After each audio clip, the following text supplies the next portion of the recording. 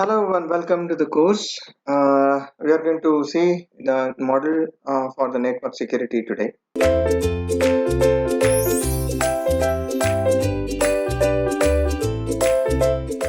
As far as when we consider about the network security, there are various aspects comes into picture. So majorly when we say there is a security aspects needed in order to protect the information transmission from the opponent. Attackers can attack over the network in any ways where they found the vulnerabilities, then they will attack it and try to steal the data. But the purpose for making the network secure is to protect the information. Second is to prevent the threat to the confidentiality as well as the authenticity of that particular information in the information center. When we apply these techniques, which is necessary to provide the security to have it must have a two components. First is a security which is related to the transformation on the information to be sent, and second is some secret information shared by the two parties which is unknown to the component.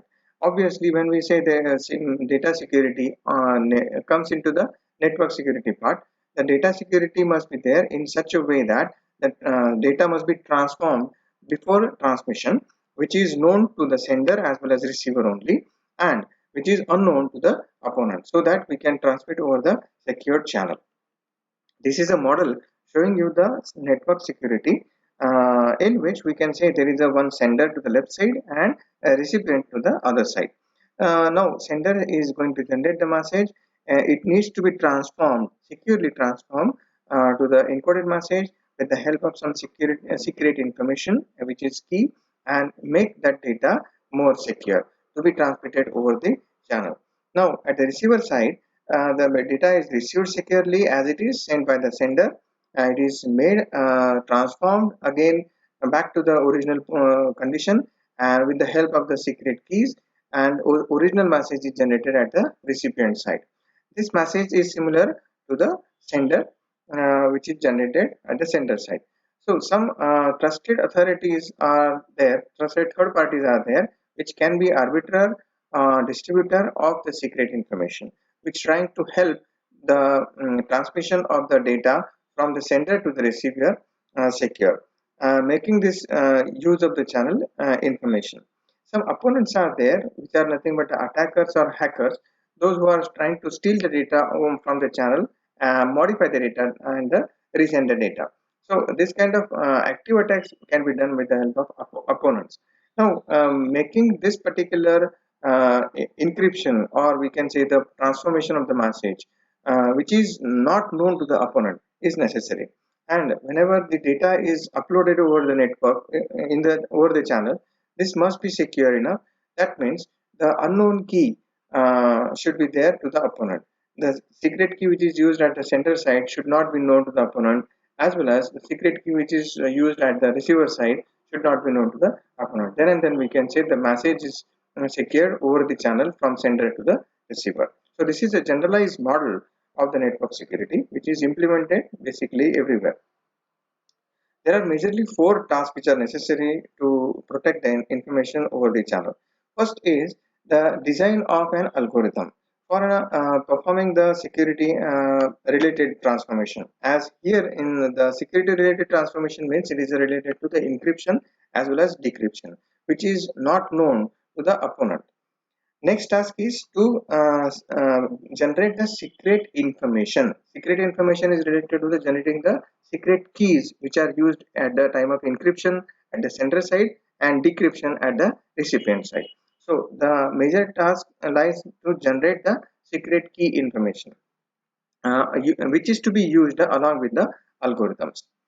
Next task is to develop the methods for distribution and sharing of the secret information, because necessity to generate that, not only to generate the secret information or secret keys, but also need to be distributed in the sense wherever we are going to send the data, that destination should be known to the sender, or the channel, that particular security information must be sent to the destination with a separate channel, so that it is made more secure.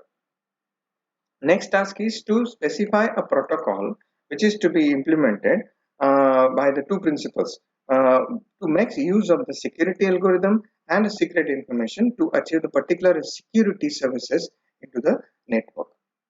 So these are the major four tasks to be carried out by the security of the network. Network access model, which gives an idea about how this particular opponent will be uh, uh, attacking the channel and trying to steal the data. Opponent can be of human type, that means a hacker or attacker, and second is a software, that means virus or a worm. So these two opponents will try to access the channel.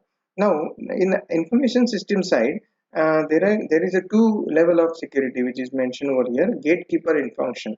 So gatekeeper function is always try to ask the key, security key to the assessor. That means if suppose opponent is trying to access the information in the information center, then this first gatekeeper function is trying to ask the key for the accessing the information.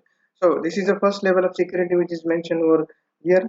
Second is information system. In information system, there is second level of information security, that is internal security controls, which is mentioned for the information stored in the information system, which is nothing but a computing resources, and which includes the processors, memories, IO devices likewise.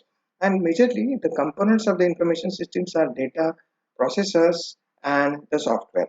So this particular information network security model is provided with the two levels of security. First is the gate level and internal level.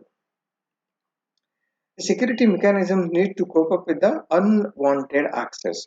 Actually, this particular model is categorized into two categories, broad categories, in which we can say there is a gatekeeper function. Again, this gatekeeper function is divided into two parts. First is a password-based login procedures, which is nothing but which is designed to deny the access to all, but access to the authorized users only. If we can take a simple example of the any website, when you have a login ID and password on that website, then if you make a mistake for the putting in the password, then it is showing that unauthorized access, or your password is not authenticate likewise. Means if somebody else is trying to put the password on behalf of you, then he or she will not get the access to the login or to the database which is available onto that website. So naturally, this particular password-based login procedure is there for the gatekeeper function.